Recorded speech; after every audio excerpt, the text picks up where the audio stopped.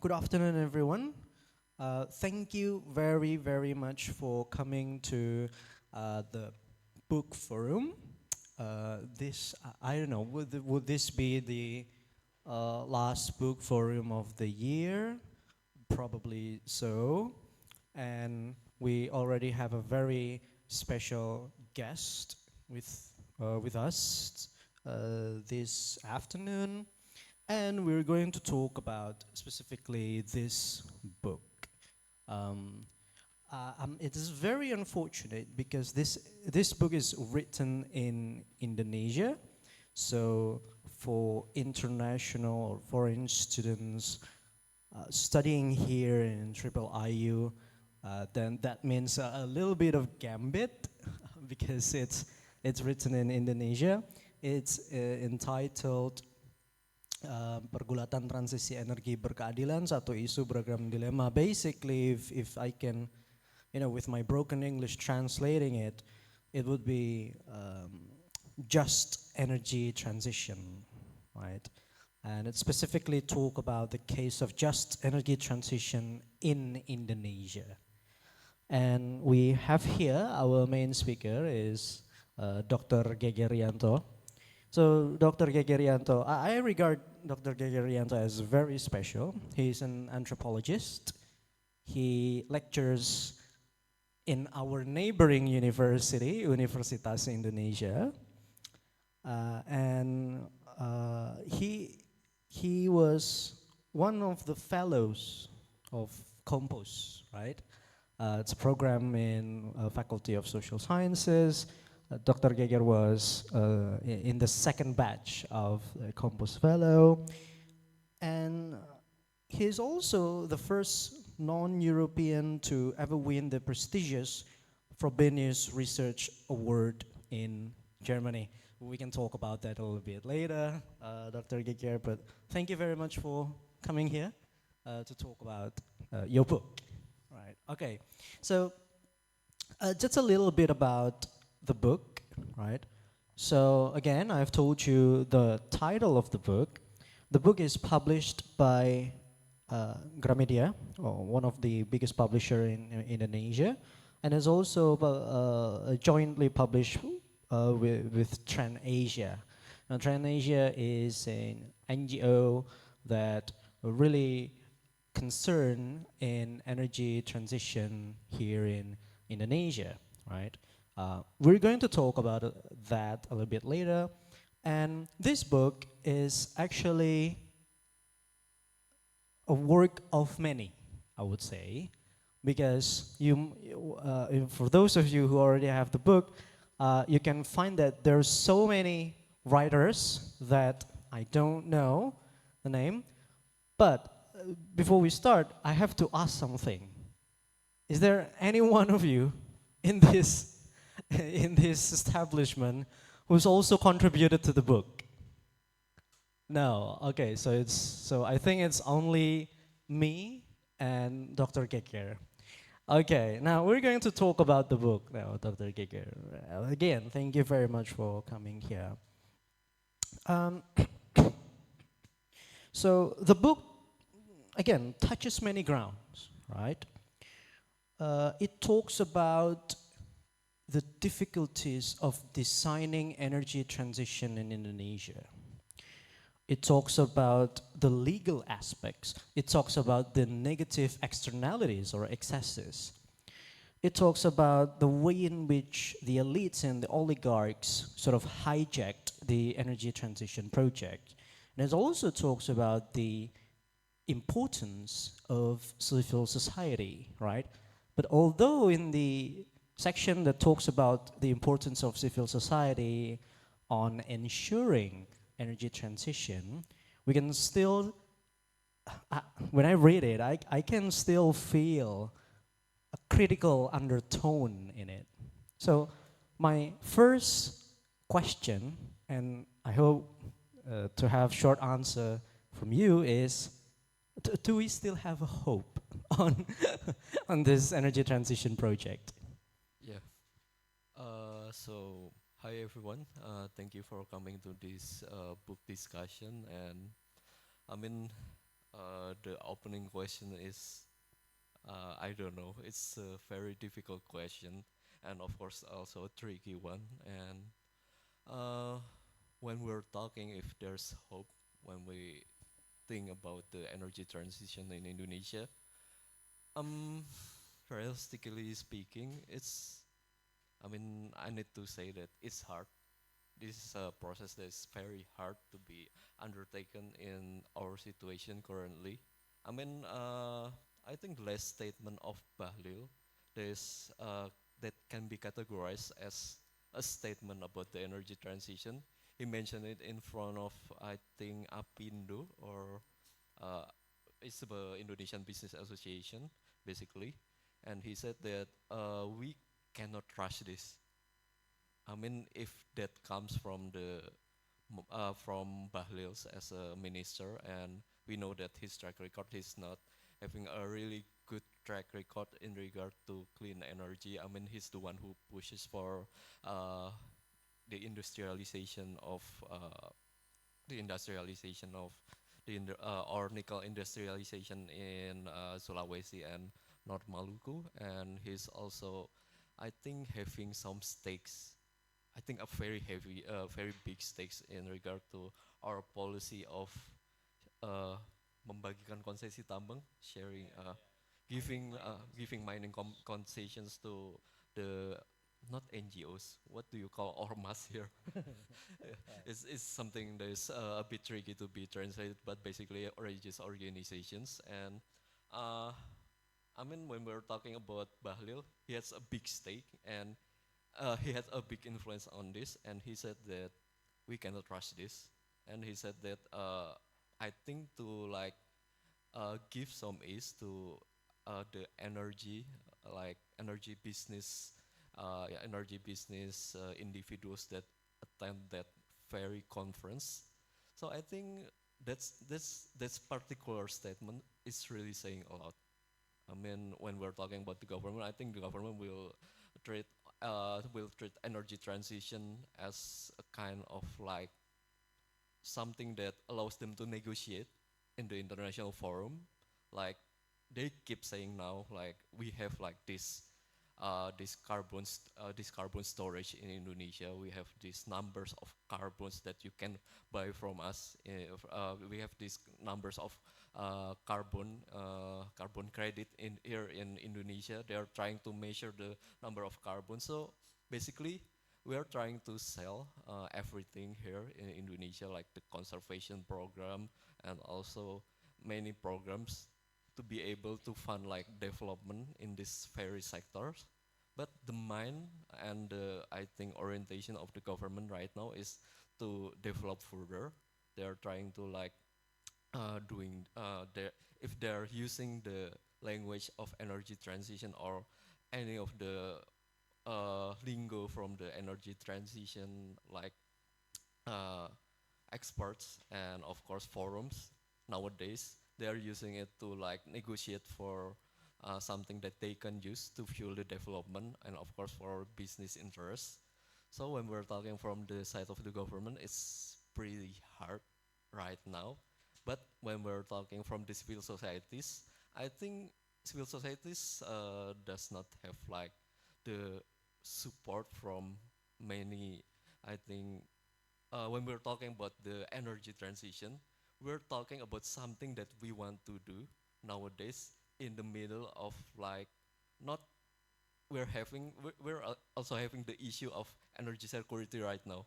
Basically, we're trying to transition into clean energy while people are still trying to have their people everywhere still having blackout every day in some places in Indonesia. Yeah, yeah, So this is a really, I mean, intricate issue, and yeah. I mean, you're opening this up with a very very difficult question. But I mean, if you read the book, right?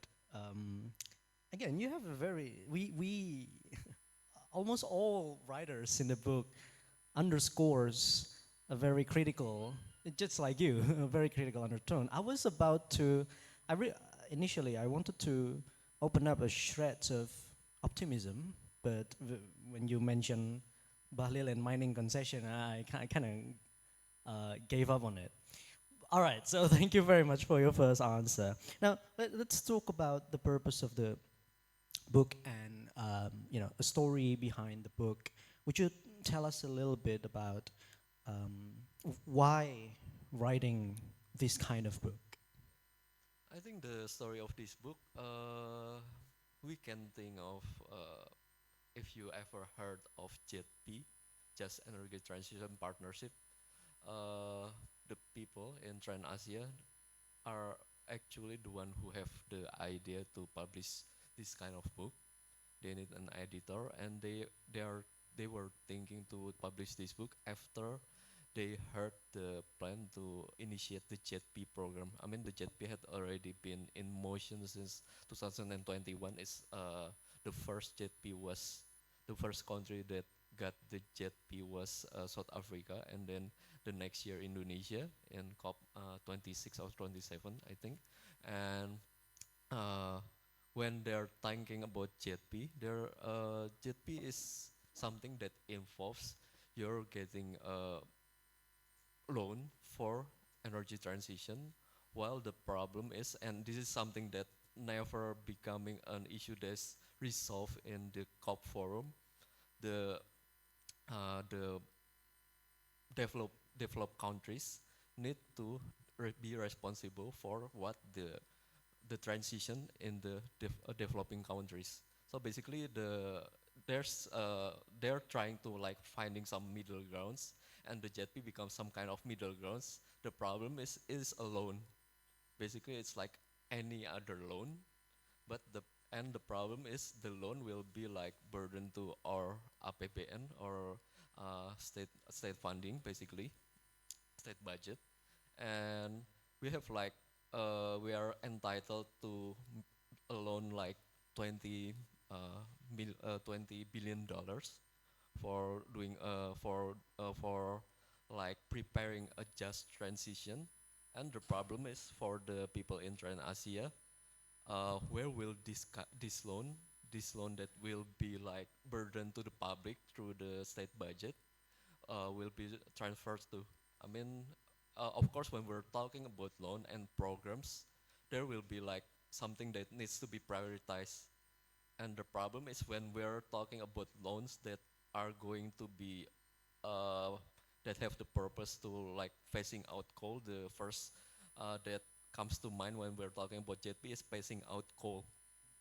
But the problem is, uh, when we're talking about phasing out coal, will the loan be used to like reimbursing the like the big corporates that's on the like there's basically the business, like the coal business. There's like responsible for all this coal power plant, or will it goes like to the workers? I mean, there's so many talks that stems from the JETP, and there's people who are very critical about it.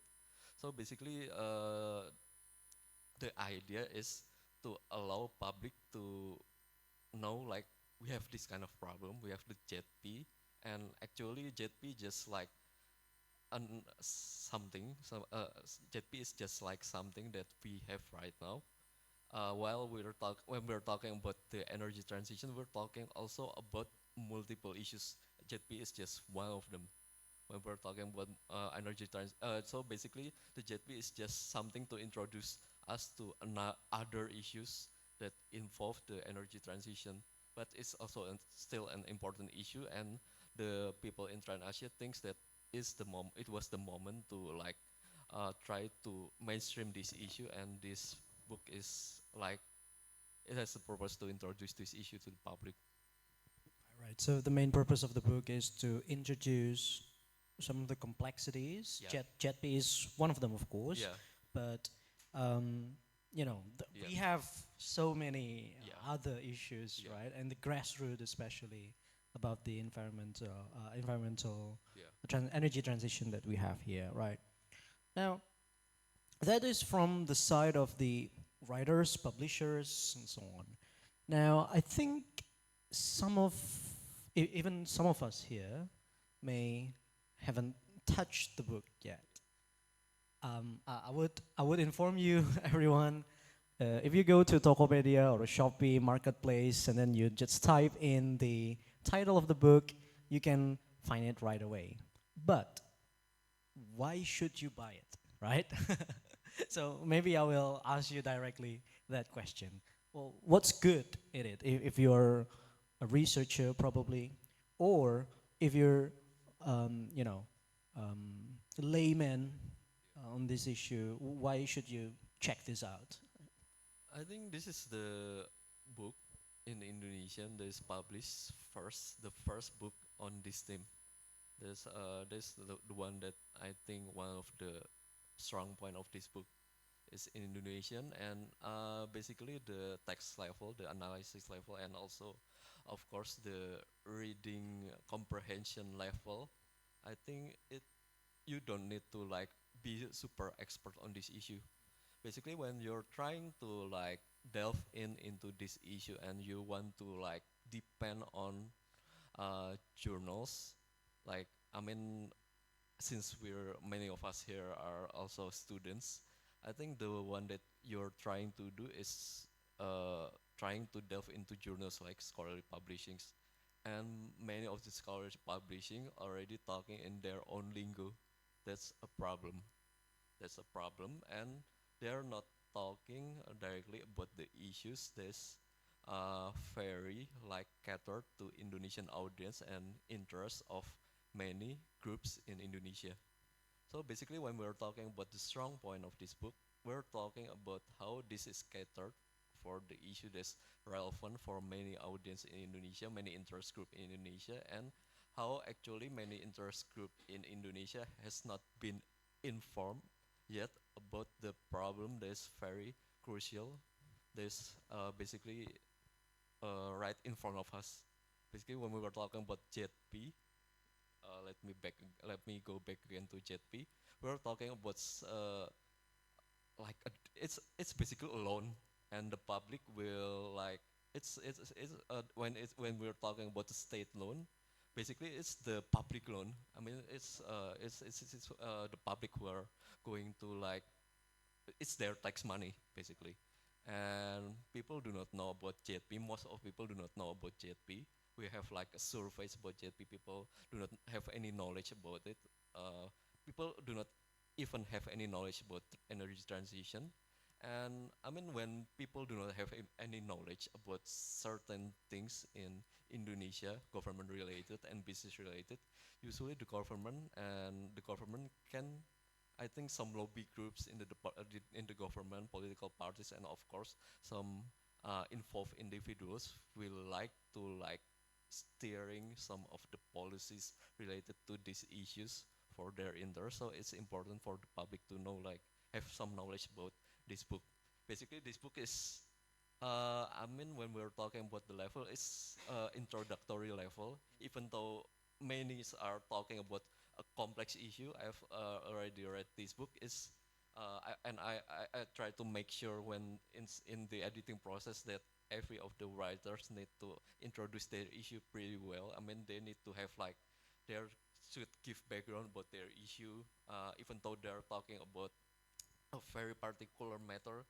For instance, about solar panel, you're also trying to introduce people to the issue about solar panel in Indonesia. Basically, it's an introductory text.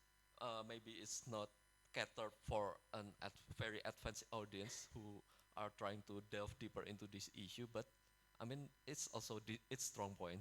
It's an introductory text. It's the first in Indonesian, and also it's catered to the interests of many groups in Indonesia, especially regarding the issue of energy transition.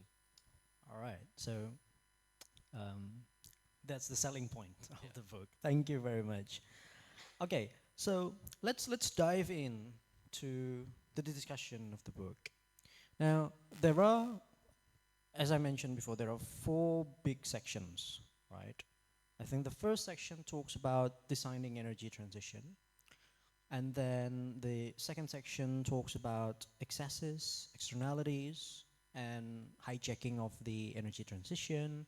On the other hand, the fourth part talks about civil society, the relationship between civil society and energy transition. Outside this four parts is your introduction of the book, right? And I think I pick up a lot of interesting points in your introductory remarks. Before, talk about some of the interesting point is the key word of this book is energy transition, right? So I think my question is, how should we understand energy transition, right? Um, um, in other words, what is the definition of energy transition, right? Should we understand it this way or that way? And why do we have the element of justice in energy transition, right? So, because as the title of this book mentioned, right, Transisi Energi Berkeadilan, right? Just energy transition. So, please talk about that a little bit.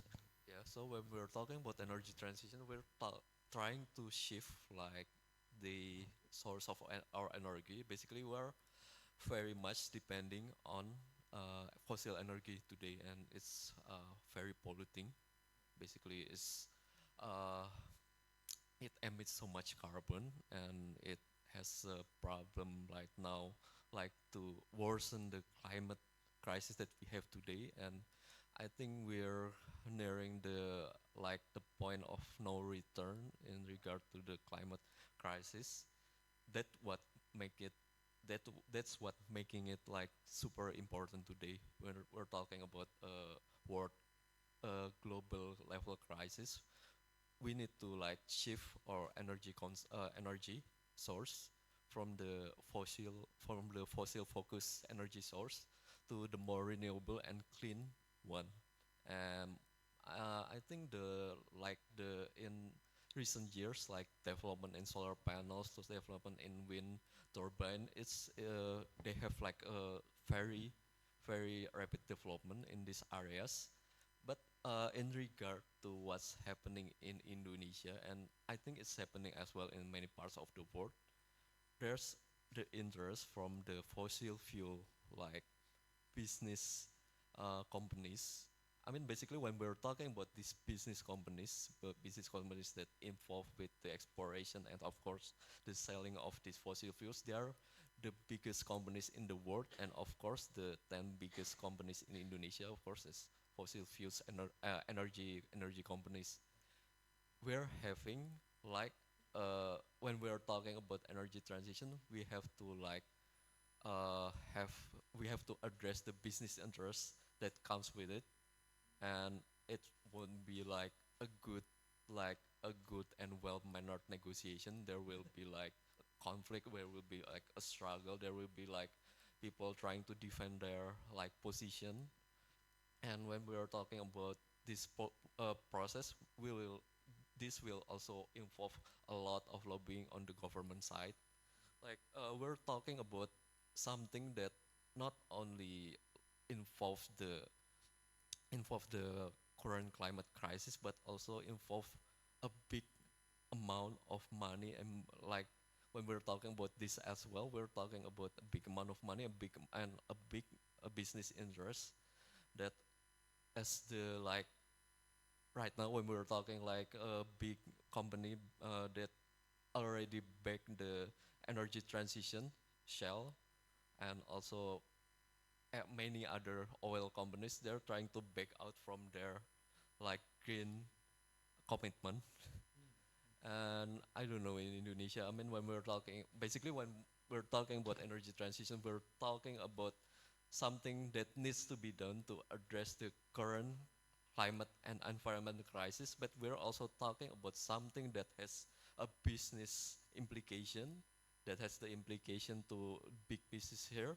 But we are also talking about something that also has a big implication for the people, because we're talking about in Indonesia, there's of course energy scarcity in some parts of the country, and there's people are still trying to like making grid if even the coal power plant is not available in some of the smaller islands in Indonesia. So we're talking about so many issues. So the first thing that we want to talk about energy transition is something that is related to the climate, but suddenly we're talking about something that has has multiple implications for many sectors. Of course, the biggest one that will be implicated is business, but from business, basically, it involves so many parties, so many groups, the governance, the politics, and of course, the communities. So I think there's something to talk about. There's just too much to unpack when we're talking about this very thing. So I think I don't know if that answers you. Indeed, indeed. I mean, the notion of energy transition itself is already big, and you add the justice dimension to it. It just Yeah. add another homework. All right, probably another aspect in your introductory remarks that I find very interesting is this: in order for us to avoid the point of no return, we have to transition, right? But as you just said, some places in Indonesia are still in the process of transitioning to fossil fuels, right? And that's a problem. So we want to transform from fossil fuels to renewables, but some of the parts in Indonesia are still in the process of transitioning fossil fuels. They don't have fossil fuels, and they need those resources to be able to develop, right? Talk about that complexities. Yeah, I mean we're having like a multiple transitions all at once. Yes. Transition to fossil fuel, while at the same time transition to like the renewable energies. And the problem that we have when we're talking about transition to fossil fuels, right now we're having like this peraturan pemerintah PP, the government regulation in 2022 that like that shows the commitment of the government to halt all of the new coal power plant opening. But uh, right now, the new coal power plant opening is mostly on like the industrialization areas, and there's still being like uh, that has the new this new regulation still allow the opening of new coal power plant in this industrialization areas, basically the captive power plant. And basically we're talking about, yeah, I mean we're talking about people, we're talking about community still. We are talking about so many communities in Indonesia. There's many of them are still not connected to the power grid. Basically, they are still not having like a constant power electricity source. Uh, and at the same time, we're also talking about not only people transitioning to the like fossil energy source, but there are also in Indonesia we're talking about how there's a oversupply in energy, and that oversupplies also makes some important actors in the government like reluctant to like allowing people to the communities, people in the urban areas. There are right now like some people, maybe not very many of them, but some people are like they are thinking of transitioning like to the solar panel, right? But like the PLN or an energy basically or electricity state company are doing so many things in their capacity to like make people not to like they're trying to like just they they do not want they want to like sell electricities, and people want to like produce their own electricities by buying solar panels. So that's its own problem. So we have so many multiple problems here. We're talking about what we're talking about people trying to in rural areas of Indonesia trying to transition into the uh, fossil fuel. We're not only talking about them, we're also talking about industrialization area in Indonesia right now.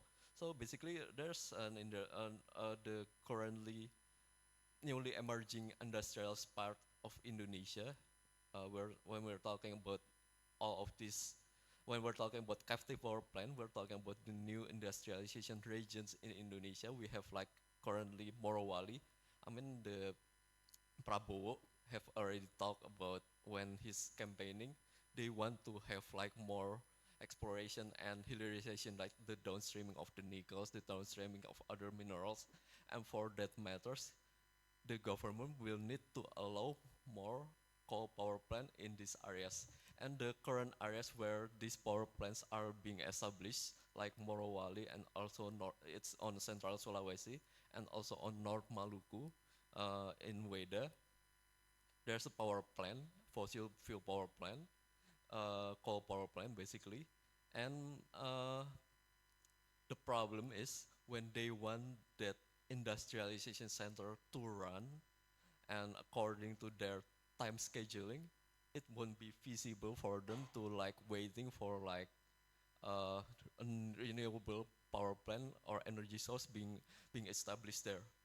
Well, right now when we're talking about these industrialization centers, these industrialization centers like employ so many people from around the areas. When we're talking the industrialization centers in Sulawesi, it employs people from the South Sulawesi, from the like North Sulawesi, from every part of the region. The people who were like having a hard time finding jobs after they're graduating from the high school, from the from the universities, they're right now having like opportunities to work for stable employment in these industrialized parts of these countries.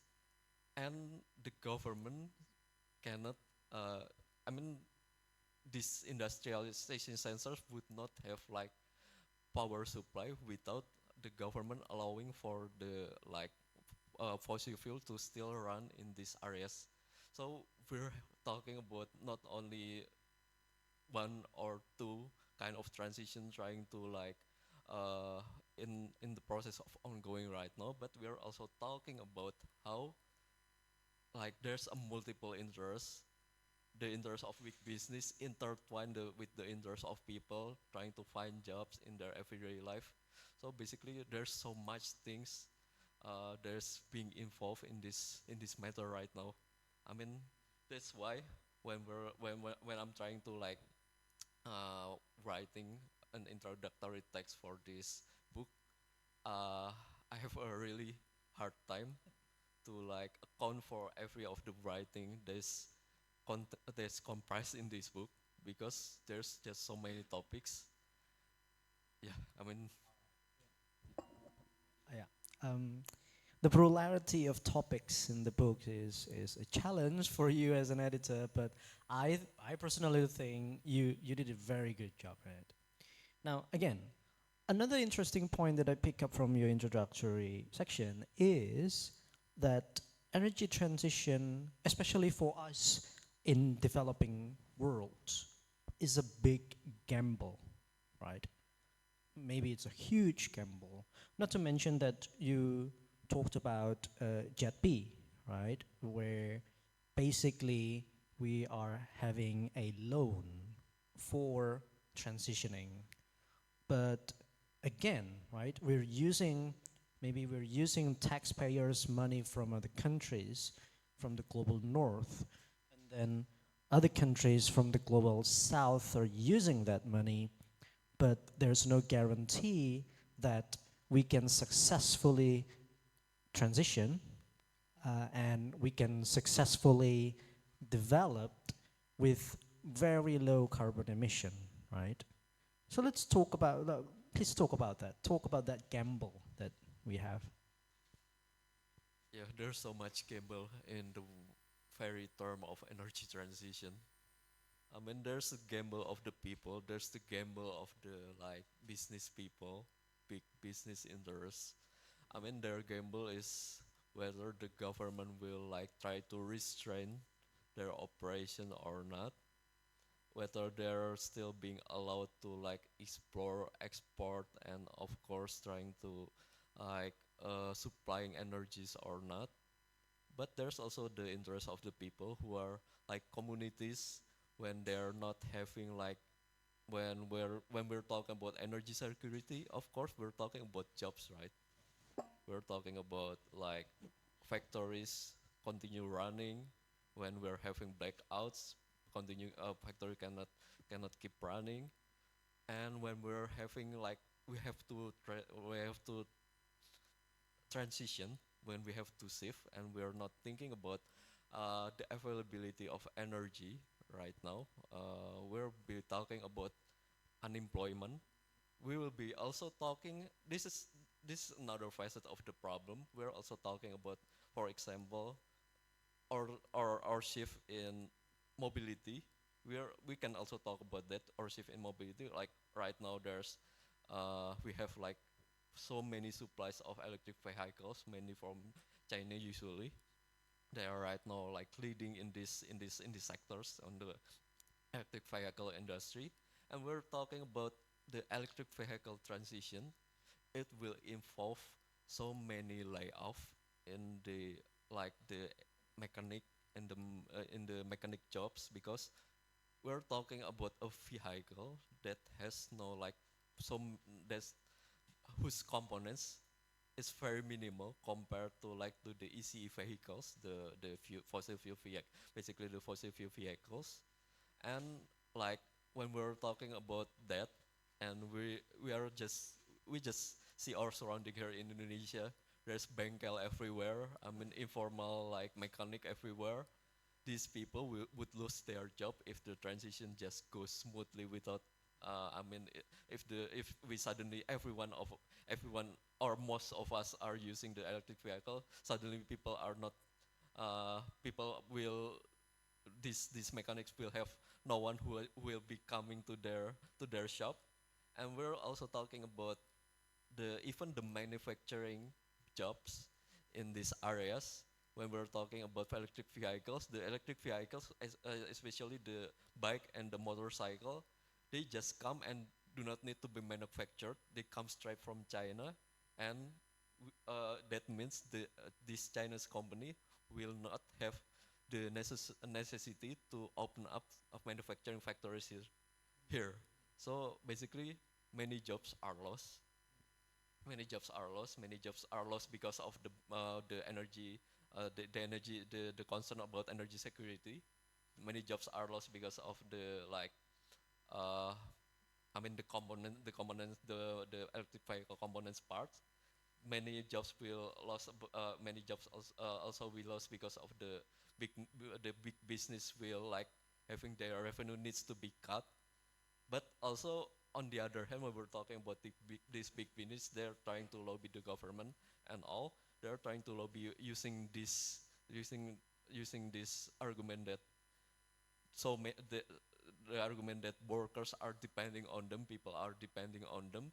So I think that's also what explains why Bahlil's statement was that this cannot be rushed. I mean, there's just so many different interests in this transition process.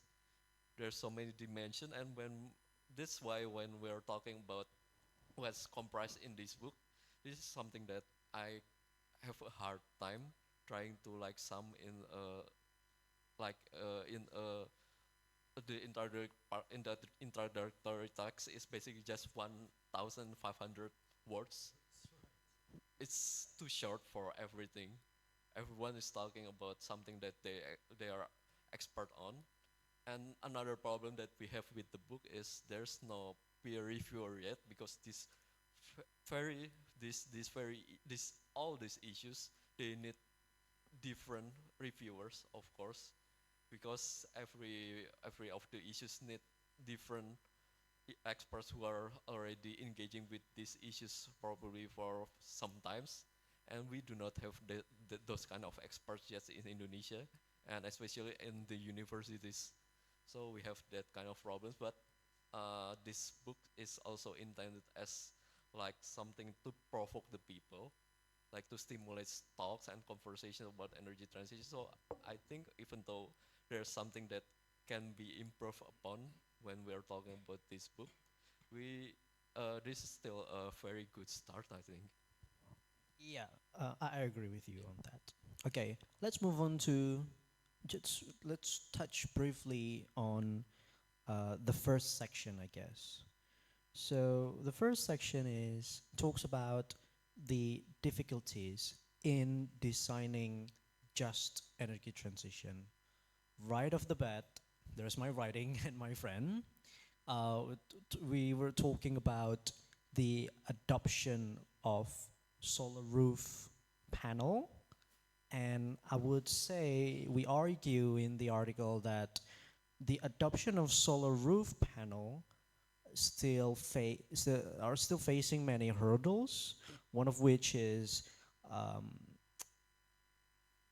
the national electricity, uh, the national electricity enterprise are not allowing people to adopt that because one of the reasons is the thing that you mentioned. In big cities we are having an oversupply of electricity from fossil fuels, and if I can electrify my house using this solar panel rooftop, then I will not, have this or consume this oversupply electricity to my house, right? And we have the problem of oversupply, right? I mean, that's one dimension that I just realized from what you just said. Another thing is the transportation. You've been talk about it as well. There's also human rights issue. There's also downstreaming of the nickel, and so on and so forth. So I think I'm gonna leave all of us with that for the first section, and let's move on to the second section. Is the negative excesses of energy transition. Now, when we talk about energy transition, we have several options, right? For instance, we want to have nickel downstreaming for batteries, for instance, for electric vehicle batteries, right? But it has, it has something that we need to look for instance, the risk of nickel downstreaming. The other thing is geothermal energy. There's also another downside of it. And then um, hydropower, right?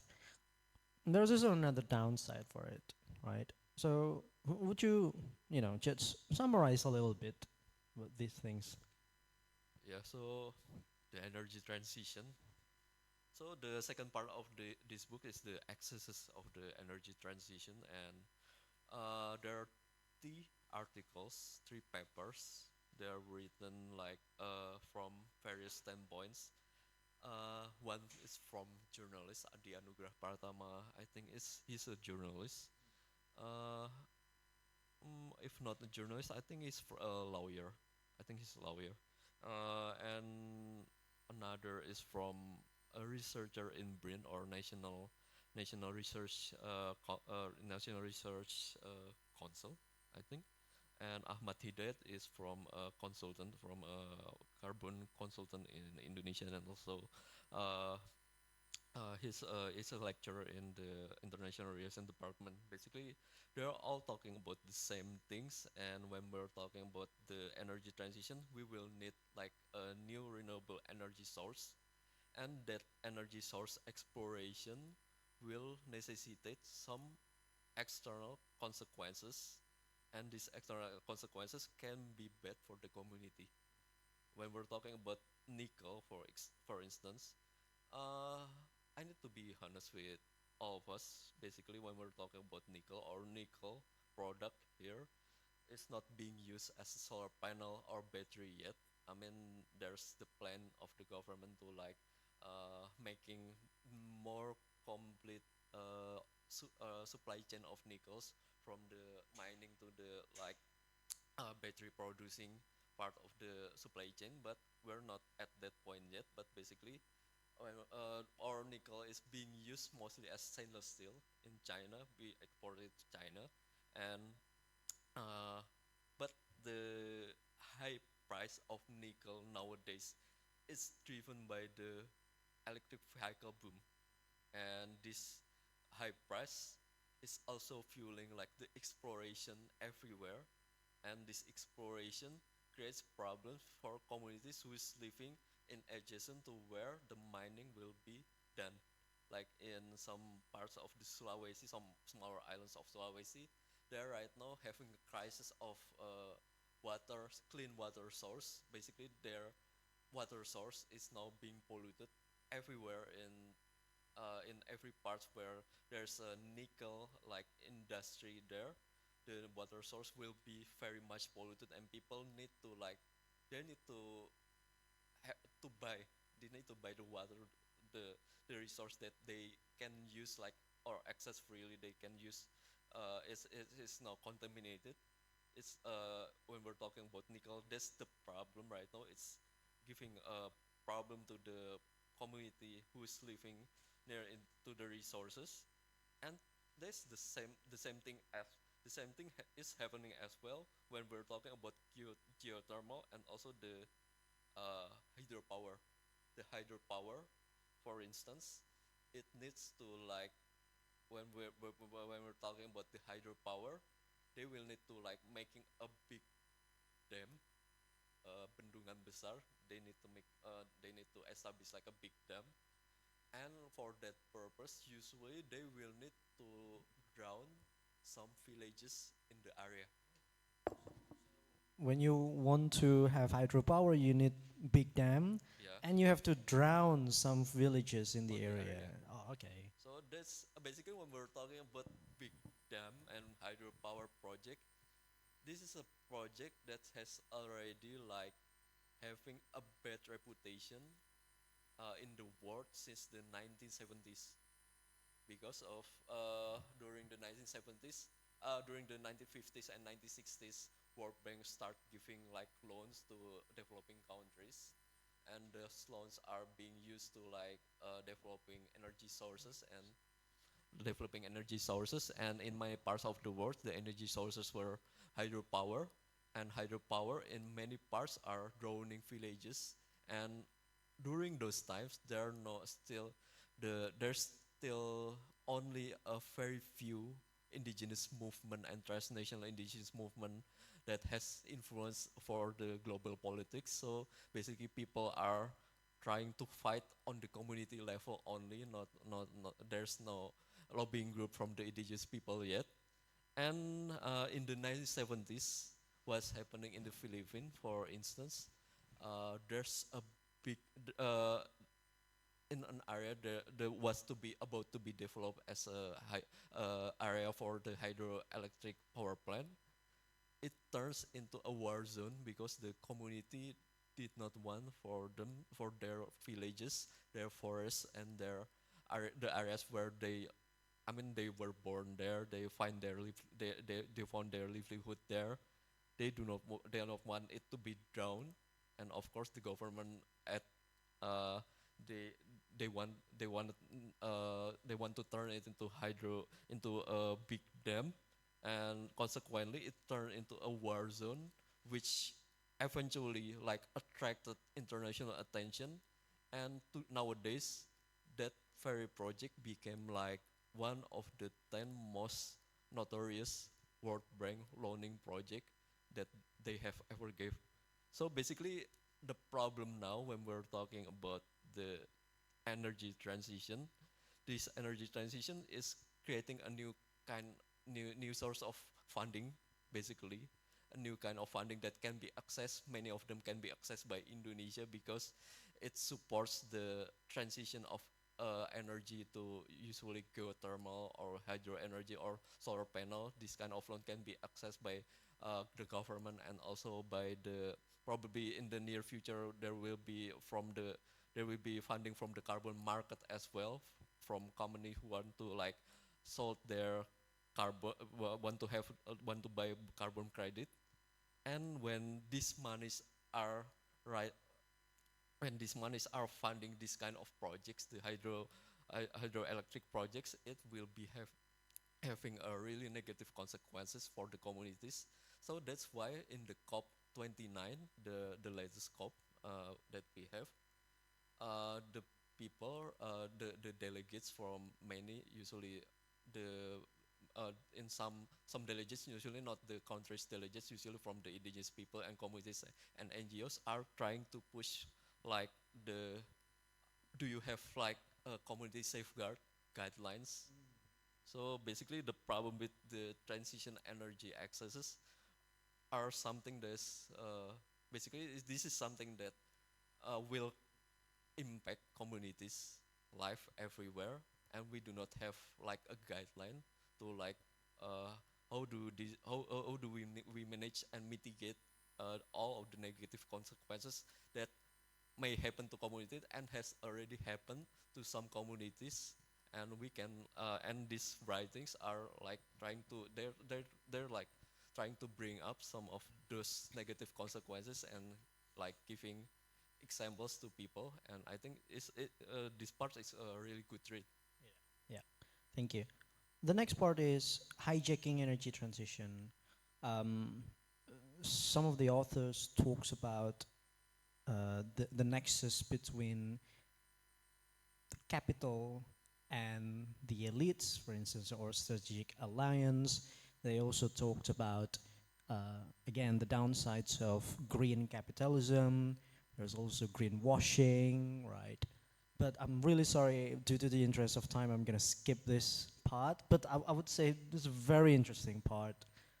Some of the writers here are well-known writers, actually, here. And then we move on to the fourth section, and this is where, and I think this is where we should find a shred of optimism, right? Because it talks about the role of civil society in energy transition, right? There are many topics here, so please talk about it. I mean, when you're talking about hope and you're opening up this talk with that with the question whether there's still hope or not, uh, we're talking about something that the people, our friends in the civil society organizations, are trying to find. I mean, they're trying to like, is their struggle nowadays? They're trying to like find hope, whether or not what they're trying to do right now will have impact. And when we're talking about how civil societies are doing all of these things right now, I mean, considering the big interest that we have today and how they're used to like they're just the lobbying parts. Suddenly we have this kind of policies. Suddenly we have that kind of policies that are being passed without consulting the publics. I think the civil societies right now are in a situation where they're they want to like hoping they want to have like a hope, but they're also like uh, I don't know whether you can say that they're on the verge of despair or not. I mean that's a heavy word, of course. And in this fourth section, the fourth segment of the book, we're talking about the civil societies and what they are doing basically. What they are doing? They've briefed Pemargiansyah, the first paper in this segment, basically trying to lay it out what they are doing all this time and trying to categorize using like he has already he cited he cited some theories developed of course not in Indonesia in I think southern parts of the world as well, regarding when he's trying when this theory is trying to like account for the energy transition elsewhere, and he's trying to like laying out in Indonesia whether or not what the civil societies are doing these days, what kind of struggles that they have, what kind of approaches that they take is in the writing of the first paper. And we also have like another paper that's trying to as well like to bring up the social movement here in Indonesia in regard to the transition. When we're talking, the first one is focus on the NGOs, and the second one's trying to like uh, identifying what kind of social movement that arises in regard to the electric vehicles, in regard to the in relation to the electric vehicle issues in Indonesia. And the third one is I think it's a suggestion, basically the third one. I mean, there's so many writings and there's so many style of writings. Some are trying to like making an identification, making like a research, making a mapping, and others are making suggestions. The third one is trying to make a suggestion for the civil societies, what kind of strategies that they need to undertake to like doing a good communication to the public. And the last one is a suggestion, and also this this last this last article, this is the last article in this paper. We're lacking of like a concluding remark. Basically we need a concluding remark, but probably it can be done in the second second volume of this book. The last article here talking about the journalists, how journalists can have their uh, role in overseeing and also helping people knowing what's happening right now in regard to energy transition. And journalists have a really big, of course journalists have a really big role here. And this is something that I think nowadays are NGOs trying to address. I mean, NGOs trying to like giving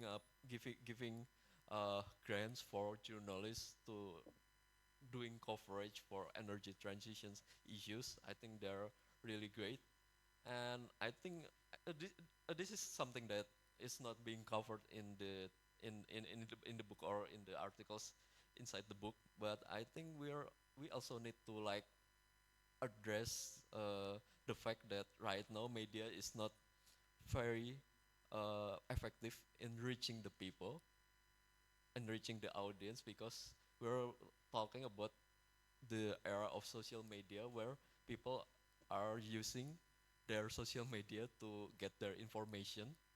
So I think that's also another point, probably something that can inspire people to find like idea for writing about the transition.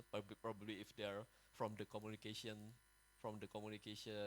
discipline, they can try to like do some exploration about how social media can relate to this issue, how the algorithm can be like adjusted uh, to bring this issue to more to the mainstream part of our audience.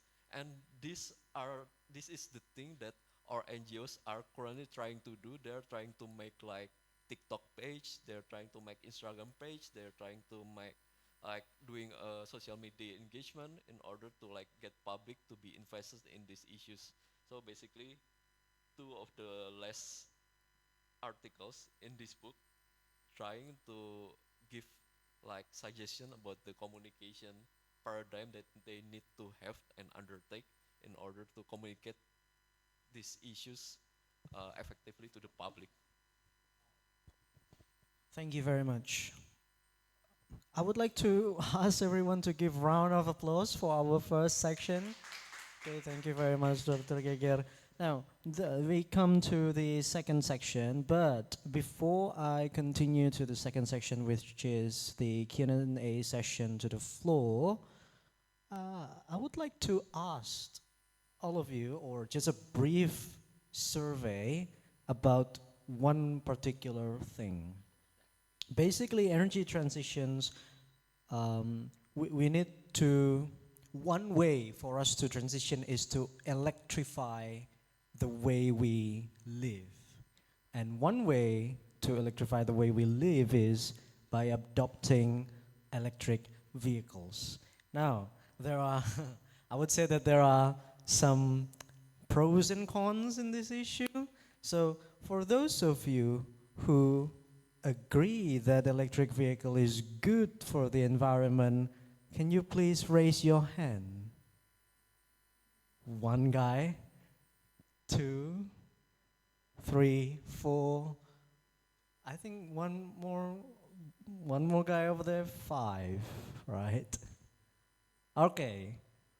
For those of you who disagree with it, like maybe you're still unsure, or I don't think it's a good solution for the environment. Like if you're really sure that no, electric vehicle is not good for the environment, can you raise your hand? One. Very interesting. Two, three. Okay.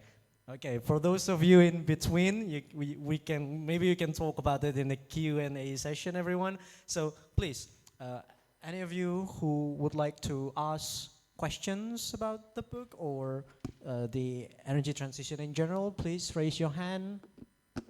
One lady over there. Two. Oh, sorry. You can ask the questions in Indonesian language, or English language. Okay, that's fine. Three. Okay. So please, the first one is the lady on my left side. Thank you. Thank you for the presentation. It's such a very insightful discussion here. I would like to actually, I'm not totally disagree about the electrify the vehicle, but here I still in the dilemma because of my like knowledge maybe here. Uh, I would like to ask about your opinion that you mentioned in the middle of the session that about the dilemmas in losing job for some professional if that we electrify the vehicle here, such as maybe mechanic or mechanical and such and everything. However, here I do believe that for there always the cons for the innovation. Let's say that nowadays there are many jobs that already replaced by the robot and also the AI. I think it's the same case here with the concern that we discuss here. So, according to you, but because I haven't read that book yet. So, according to you, which one is this give the smaller impact to the climate that between what is this the fuel electricity and also because as we know that electricity also the demands the what is that the energy transition, yeah, that of course give the damage also and to the climate. If as I observe now that the campaign is for the electrify the vehicle and any kind of anything that energy that we have, maybe here I do believe that electricity is better than the fuel there. So about what Indonesians has here, as we know that we have the big resources here, and what is the big dilemma for the Indonesian maybe government or any kind of the who take the concern here to implement this considering our huge geography here. As we know that there are many areas that hasn't has the electricity yet. And also other question, will this book will be provided in this library? Thank you.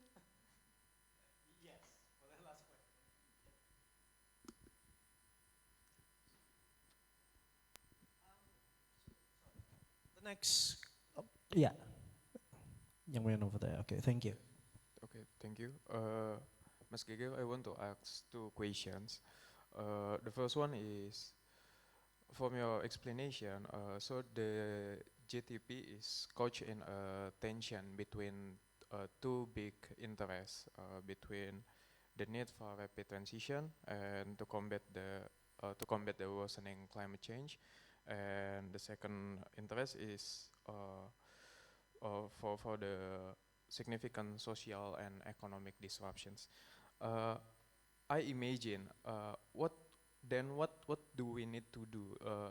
Just do we just gonna left those who haven't had the fossil fuels, or do they so we need to do the acceleration, or do we need to just left them or make them to skip those phase and jump into the new energy, to the new clean energy? Or are there any other alternative frameworks, policies that can that we may adopt to bridge this gap? And it's the first question, and the second one, also from your explanation, so the GTP, I don't know, is involved significant international funding and influence, political influence. Uh, how then we can make sure that this transition align with the local needs, because maybe those indigenous people don't really need this clean energy and so on. I cannot imagine them to have solar panel and like that. And in this case, what role should the large fossil fuel corporations play their roles in GTP? Thank you. Thank you very much. The last questioner for this section, it's the lady over here. Right. Thank you. Maybe I'm using the mixed bahasa. Yep. You're very much welcome. This is very interesting about the topic. Yeah, I'm having experience in hospital. It's like as a IT, I have company in IT company gitu ya. Membahas mengenai maybe there is a regulation about the analisis dampak lingkungan gitu ya. Karena apakah ada regulasi terbaru yang ada dari pemerintah ya, yang saya baca terakhir adalah tahun 2021 about analisis dampak lingkungan gitu ya, karena ada kemungkinan beberapa company harus memiliki suatu regulasi sistem terkait dengan analisis dampak lingkungan, karena itu bisa mungkin transisi energi yang bisa terkait dengan keadilan, keamanan, kesehatan buat lingkungan hidup. Itu saja sih. Thank you for this time.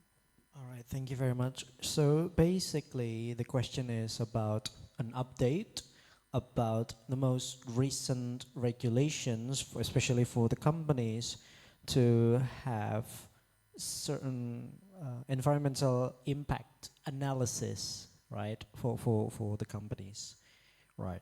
So I think you can answer the first question, which is, I think you asked about the dilemma that you mentioned, and like, do you still, do you still get it? Like the first question, please.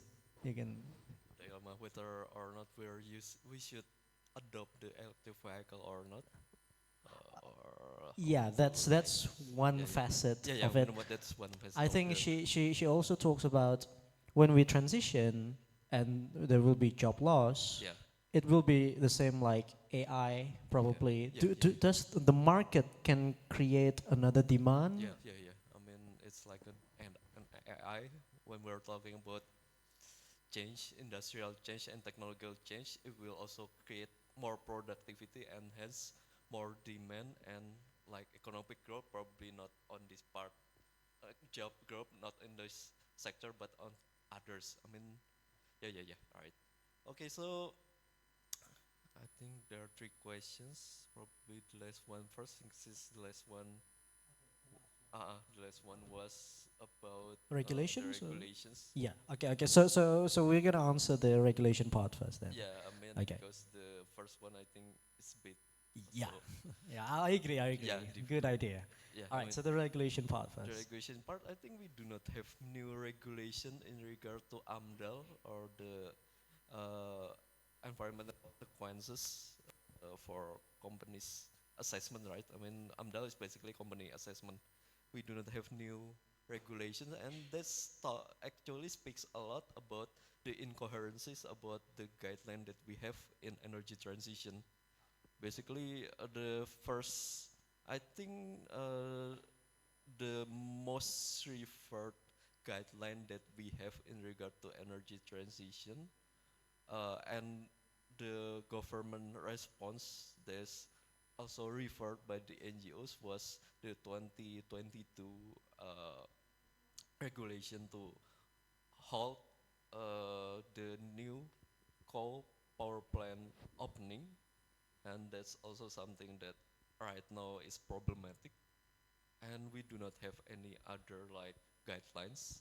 We have like right now we are still trying to, I think, trying to regulate the carbon markets, but we do not have like other guidelines and especially the AMDAL parts, because that's that's what I mean when we're talking about the incoherencies of our policies and guidelines.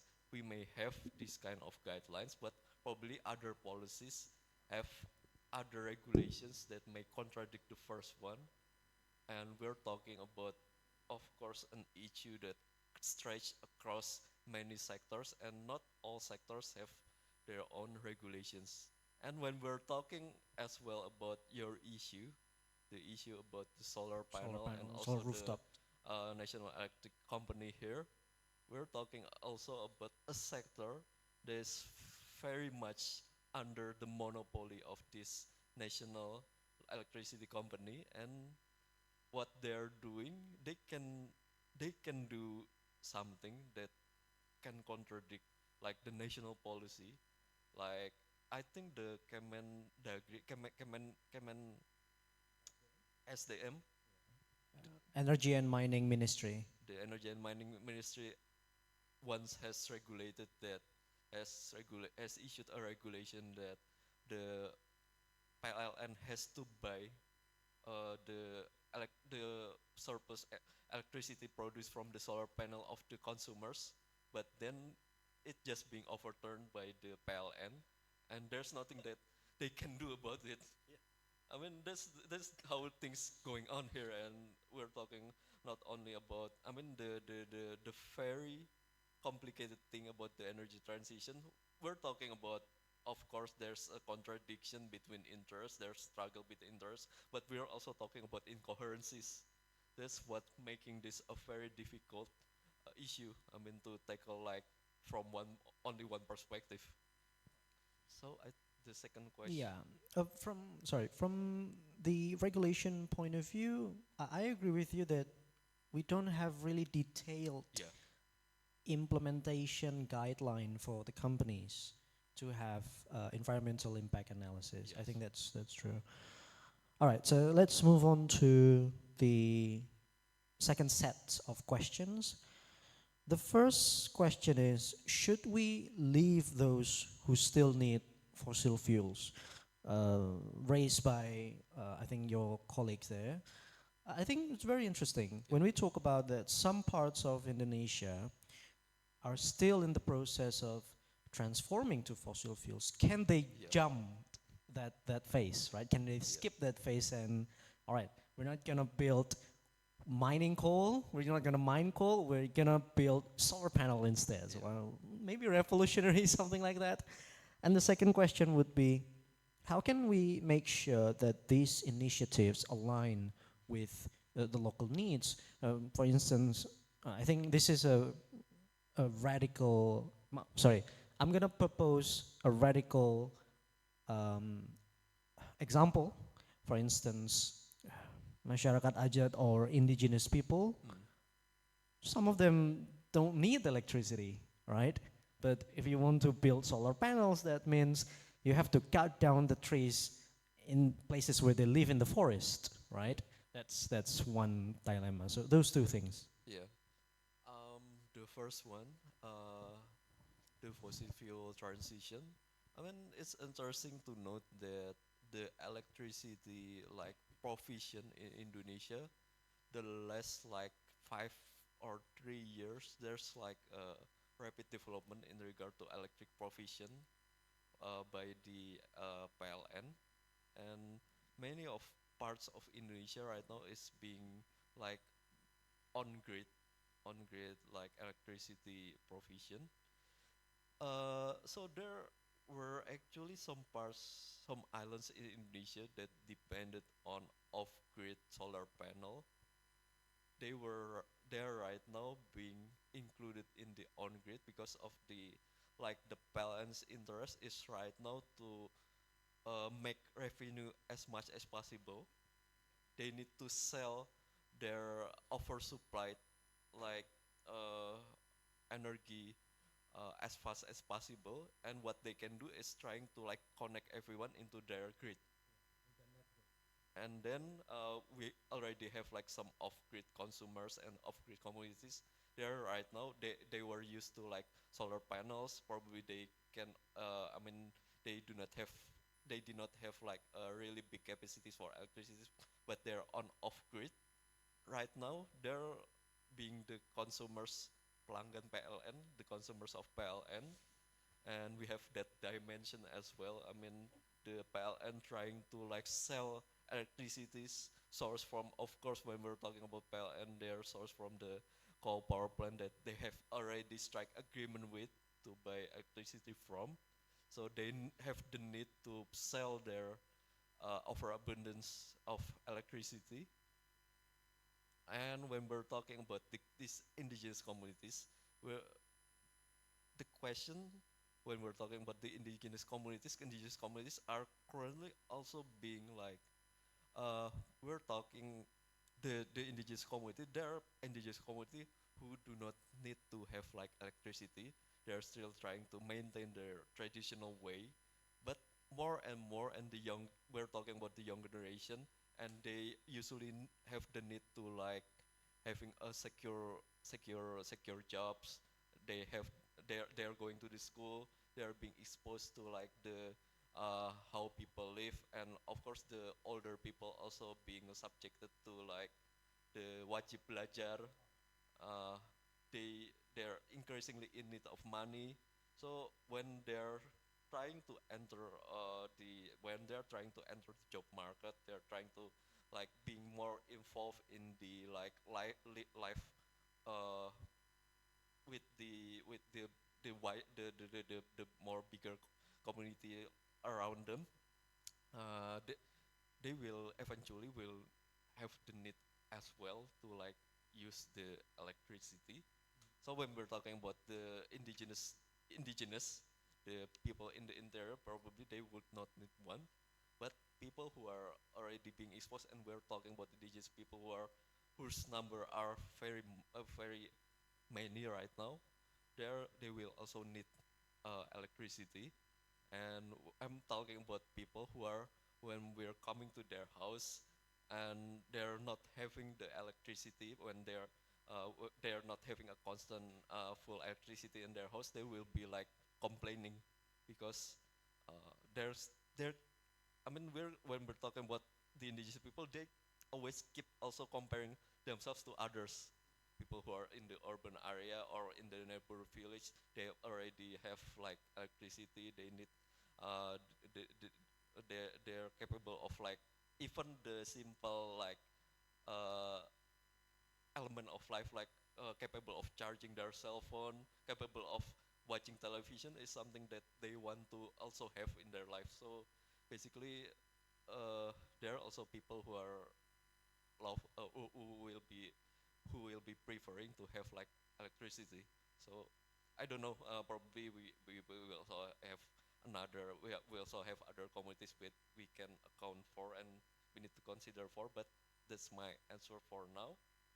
And the first question. Yeah, I would say so. Now, the first question is uh, rather, I would say rather complicated, but I will try to represent, and I hope I can represent your question. So, she asked two things basically, because the third question I've already asked. So I will I will donate the book to the library so that most people can read it. Now, the first question would be the topic of uh, demands for the jobs. If we sort of, for instance, if we electrify our mode of transportation, the workshops or bengkel, well, we'll have a hard time. If the transition runs smoothly and swiftly, Yeah. then the bengkel will run out of conventional motor vehicles for them, right? Now that's one thing. But on the flip side of the coin, don't you think market can create demands for itself, right?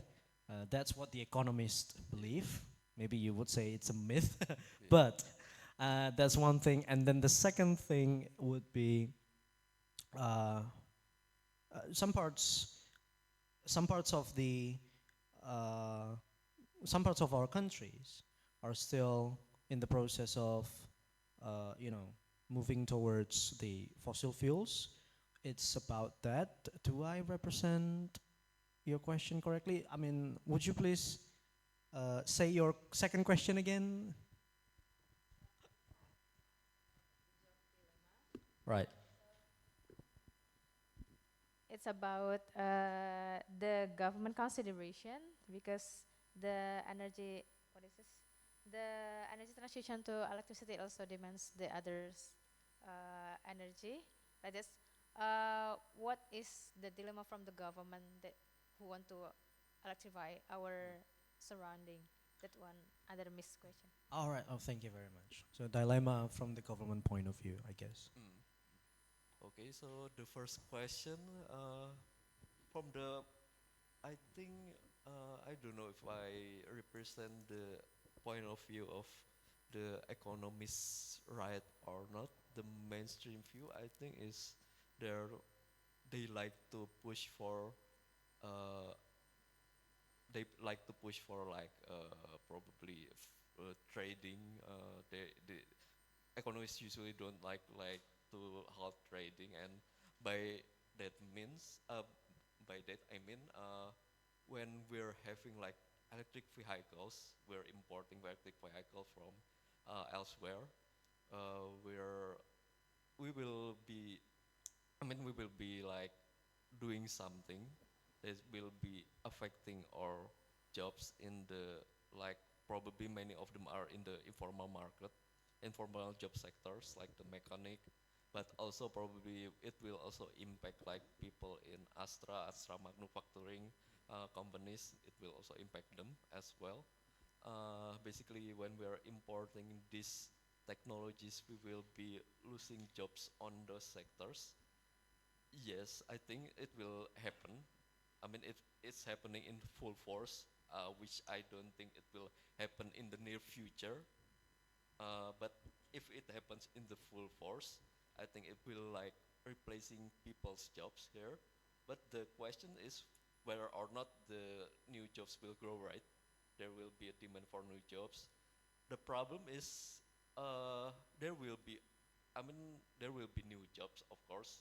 The theory is that when you're like generating productivity, new productivity enough, like you're having a factory, you're producing something, and this factory are producing something as fast, right?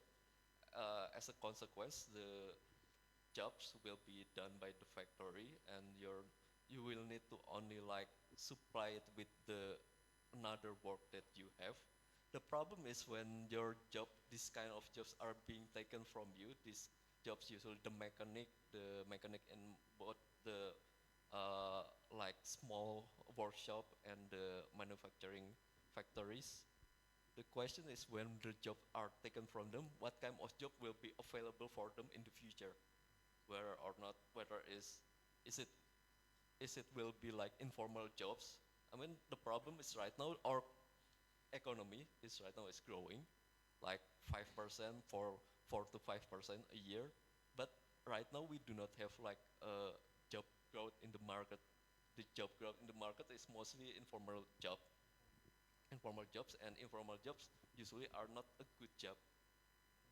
The problem is that, I mean, when we're talking about there will always be a job when the economy is growing. There will be a new job, but the question is, will it be a good job or not?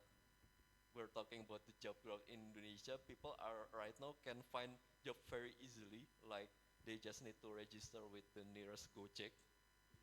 Okay. That's a job growth basically, Yep. but that's not a good job growth. I mean, people probably can, our economy can continue to grow even though like there's a deindustrialization, probably our manufacturing or vehicle manufacturing factory are closed down. Maybe there will be still a job growth, but the problem is whether or not that job growth is producing good jobs or not. Yeah, the quality of the Yeah, job availability. the quality of the job available. So basically, that's the first question. I think I'm trying to respond that with another question. Okay. And the second question would be the Government, right. response. The government response, I think, is still very ambiguous. I mean, I think it's also addressed in my response when I'm saying that we have incoherent policies in regard to energy transition. basically we do not have, we do not make any like new elaboration, we are not trying to establish new rules or guidelines in regard to company environmental impact assessment.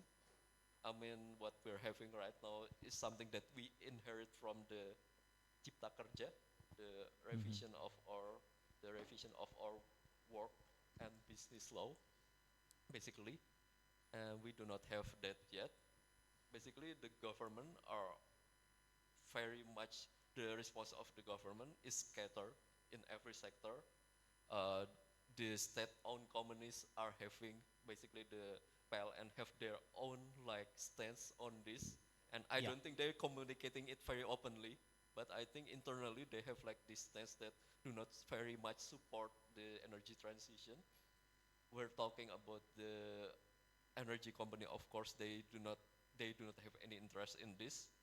We're talking about like probably some segments in the government probably have a different stance from the other parts of the government. Probably the foreign ministry will have like a more diplomatic stance toward this and trying to incorporate the interests of the international forum.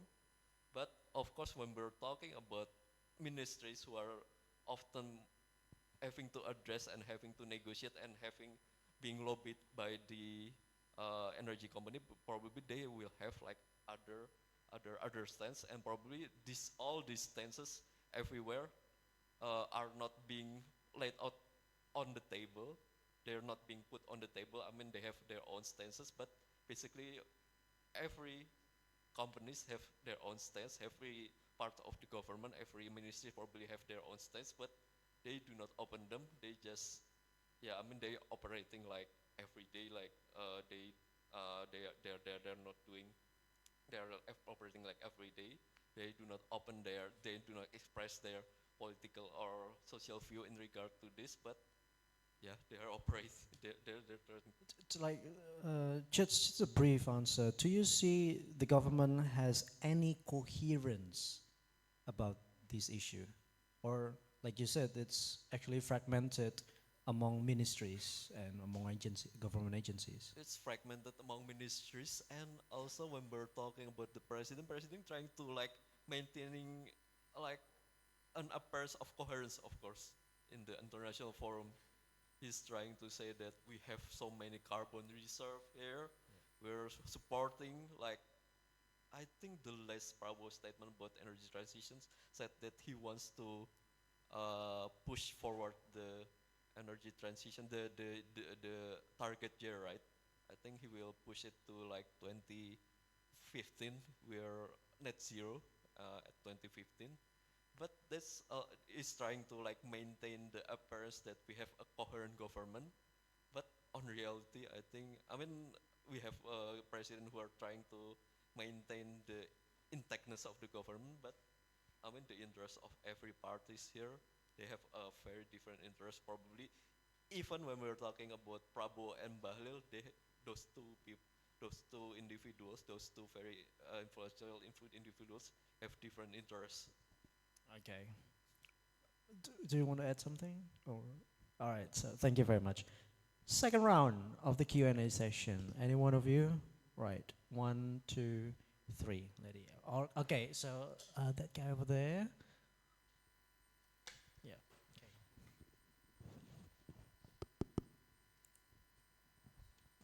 Halo, selamat sore kepada saya mau bertanya pada Mas Geger Riyanto. Saya mau bertanya bagaimanakah pengaruh pengaruh investasi energi, misalkan energi fosil ini terhadap pengaruh terhadap otonomi daerah, seperti apa pengaruhnya, dan kenapa daerah-daerah yang terkaya itu tidak mendapatkan PAD yang cukup gede, malahan disunat gitu, kenapa? Itu dah. Okay, thank you very much. I will translate it later. Second question, my brother over there. Right, Okay. please. Assalamualaikum warahmatullah. Thank you so much Waalaikumsalam. for the insightful discussion. Okay, I have just one question about like technology. So what's your opinion about the impact of technology in achieving like green transition?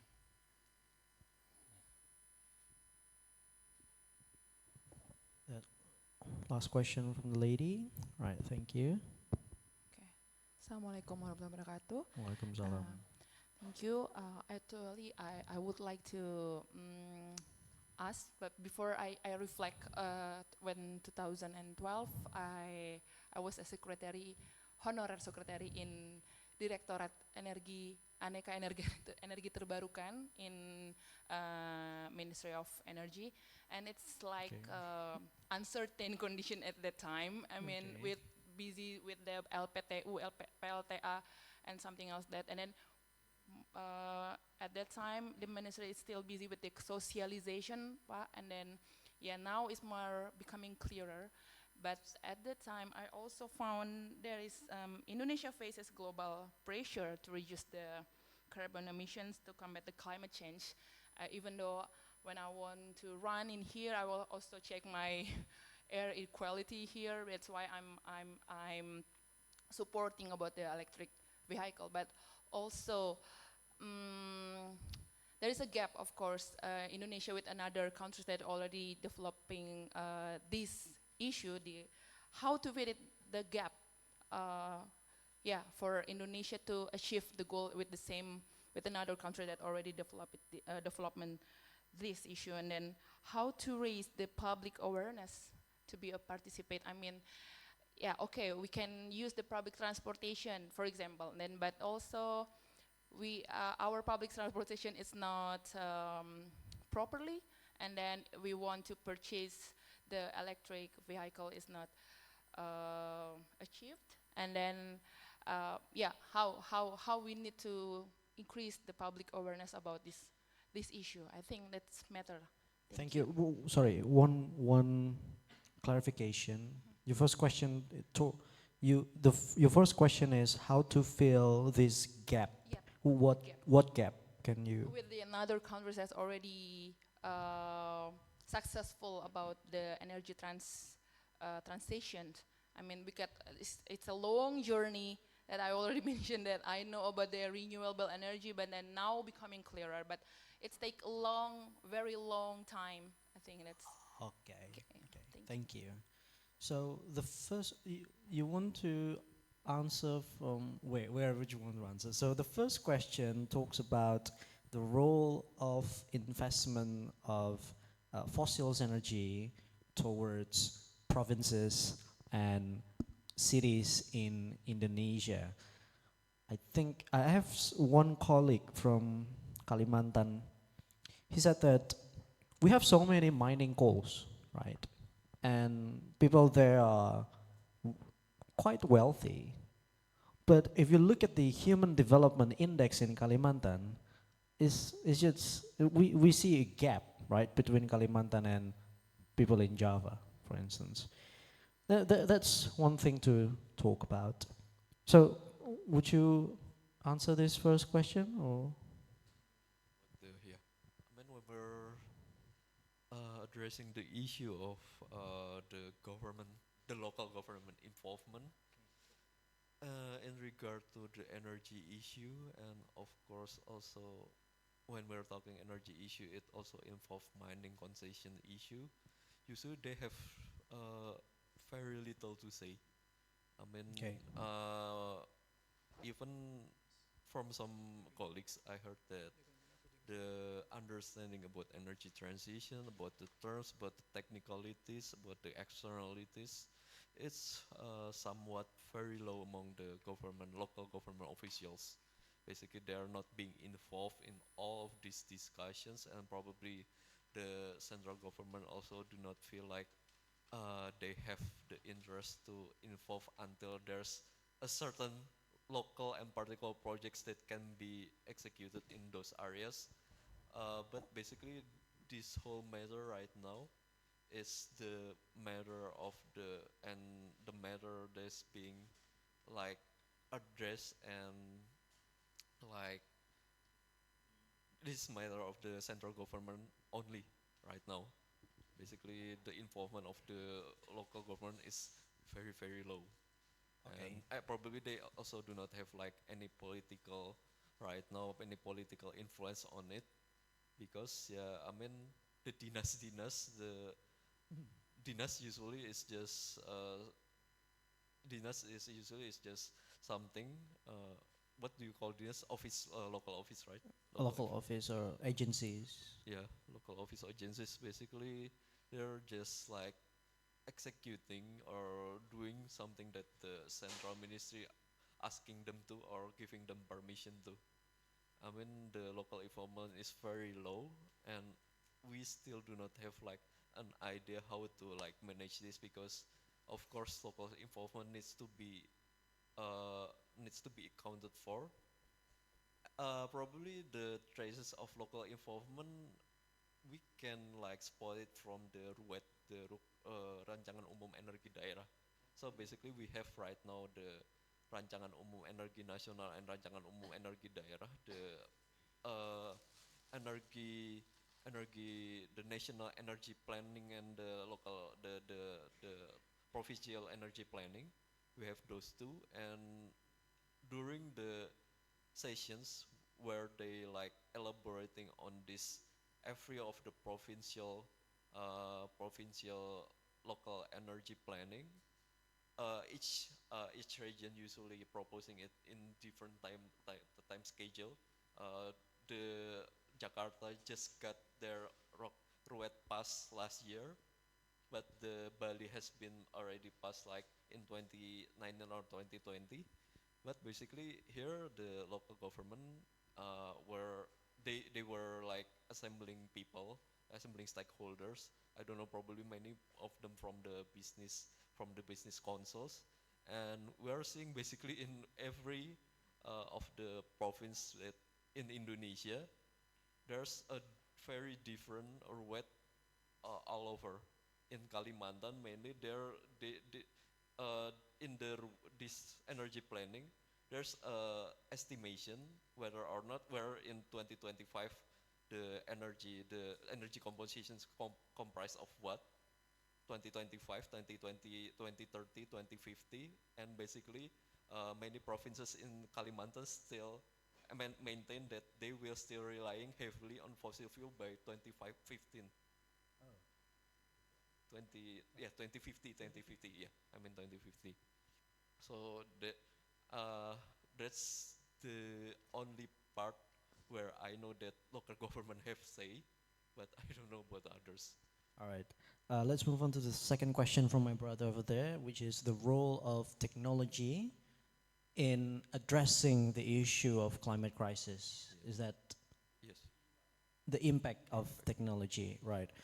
I would like to add one thing about this topic. Some people believe that technology will solve everything, right? One person would be, I will call out Gita Wirjawan, because he's a very influential influencer, if I may, right now. He has a podcast with so many bright individuals, but he often say one theme: climate change is an issue that will be solved by the next crazy billionaires. Because these crazy billionaires will invest on technologies that can, I don't know, suck out the carbon from the atmosphere for maybe, and then the issue of climate change will be solved, right? So the key question is technology. Do you agree with that? And yeah. I think I want to answer the question of our brother there, and I think technology will have a very big influence if it's ever invented. I mean, we do not know whether or not they will invent like a more effective solar panel, but basically the boom in solar panel nowadays, right now, is related to like the technology invented in China, like in recent years. They invented like technology for more effective solar panels, making it like more cheaper and more people can access them, and more people just can simply set up their own setup at home, basically. And it will be very helpful for a lot of people. So the when we're talking about technology, if they're ever inventing like a very effective technology in like harnessing power, I don't know from where, probably from of the available resources or probably from the resources we do not know. Like they're right now talk about like hydrogen power. They're talk about like making a, what do you call it? Like in China, they're making a second sun, yeah, more powerful like nuclear reactor. I mean, they can, I think they're trying to also like competing, not only, I mean, this is also something that responds to Gita Wirjawan's statement. I mean, probably it wouldn't be the billionaire, probably it would be state that's in compete with another superpower state. I mean, when we're talking about China, they really have this interest to outcompete the others. Like right now, they're outcompeting the European and basically the whole world in regard to the their proportion of the renewable energy production. Right? They have like more than 50% new setup being set up in their countries, new solar panels, new wind turbines. We do not know if it will be the billionaires or it will be like the states. I mean, basically, this kind of experiment is something that also can be like funded by states who is really ambitious, like to competing with others, probably I don't know about the other states, but China is really like having this kind of ambition with the renewable energy. They're trying to make outcompete everyone, and we don't know what will come out from this new, basically this new Cold War. Very interesting, very interesting. Now, let's move to the last set of questions, which is how to fill the gap between, you know, our country and other countries who have managed, let's say, to fully transition, and then how to reach public awareness. Now, I would like to add one thing to that. We talk about public awareness all the time. Now, as a political science students, I would say, do we have reached elite awareness? Okay, we can talk about the public, but I think we also talk about, does the elite aware the stake of this problem? And if they aware, why don't they act immediately, right? Because the stakes are so high, right? So please talk about that. Regarding our gap with other countries, I mean, it depends on what countries we are talking about, what countries we are comparing ourselves to. I mean, we cannot try to fill our gap with China. It's just too fast. The gap is just too fast. We cannot hope to like fill our gap with European countries, because I mean, we're talking about electric vehicles, we're talking about like energy consumptions, we're talking like public transportation. They already have like their infrastructures being very well built into their cities and also into their rural landscapes. When they want to like, when they have planning like an energy planning, they can make it like something that is centralized from them. I mean, we have like multiple problems on our side. But when we're talking about trying to fill our gap with Vietnam, was basically having the probably a slower start from us. I mean, we're starting from 1950s. We start developing from 1950 of period of turbulence, and then we're starting to like develop again in 1960 from the 1970s. But Vietnam was still having like a war at that time. Basically, where they're starting slower from us, but right now they're having like more solar panel from us. Like the numbers is almost 10 times, I guess. Their solar panels is most 10 times from us, and it's also caused by like I mean, this is why the issue of energy is something that's dilematic, or probably something that is more precisely can be said as trilematic, because you have to like guarantee the energy security, you have to also try to guarantee like the energy availability, but you also have to like try to pursue for the sustainability.